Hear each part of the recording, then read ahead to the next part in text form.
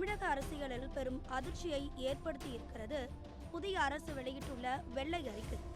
முதல்வர் ஜோசப் விஜய் தலைமையிலான தவேக அரசு பொறுப்பேற்ற 36 நாட்களில் மாநிலத்தின் நிதிநிலை குறித்த கசப்பான உண்மைகளை தற்போது பொதுவெளியில் வைத்துள்ளது.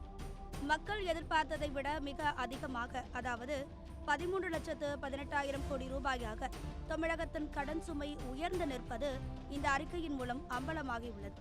கடந்த 60 ஆண்டுகளில் இல்லாத அளவிற்கு கடந்த 5 ஆண்டுகளில் மட்டும் சுமார் 5 லட்சம் கோடி ரூபாய் கடன் வாங்கப்பட்டிருப்பது நிதி மேலாண்மையில் நிலவும் பெரும் தோய்வை காட்டுகிறது. இந்த கடன் சுமையின் விளைவாக இன்று தமிழ்நாட்டில் பிறக்கும் ஒவ்வொரு குழந்தையின் தலையிலும் 1,28,000 ரூபாய் கடன் சுமை ஏற்பட்டுள்ளது. மாநிலத்தின் வருடாந்திர வட்டி செலவு மட்டும் 67,000 கோடி ரூபாயை தாண்டுகிறது.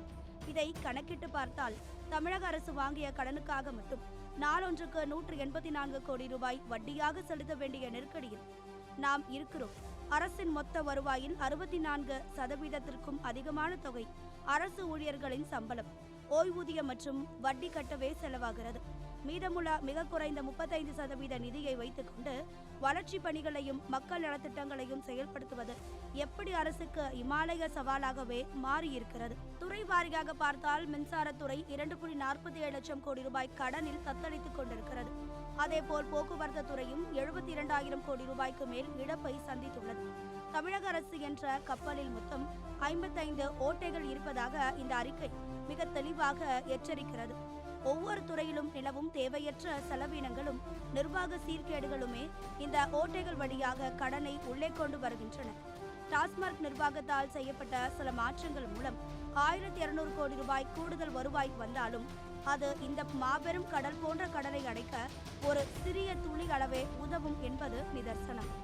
பொருளாதார வல்லுநர்களின் கருத்துப்படி இதே நிலை நீடித்தால் அடுத்த 5 ஆண்டுகளில் தமிழகத்தின் கடன் அளவு 20 லட்சம் கோடி ரூபாயை எட்டும் அபாயம் உள்ளது. எனவே கவர்ச்சியான தேர்தல் வாக்குறுதிகளை சற்று தள்ளி வைத்துவிட்டு நிதி மேலாண்மையில் அரசு தீவிர கவனம் செலுத்த வேண்டியது காலத்தின் கட்டாயம். ஒவ்வொரு துறையிலும் அதிரடி சீர்திருத்தங்களை கொண்டு வந்து தேவையற்ற கசிவுகளை தடுத்தால் மட்டுமே தமிழகம் என்னும் கப்பல் இந்த கடன் என்னும் சூழலில் இருந்து கரை சேர முடியும்.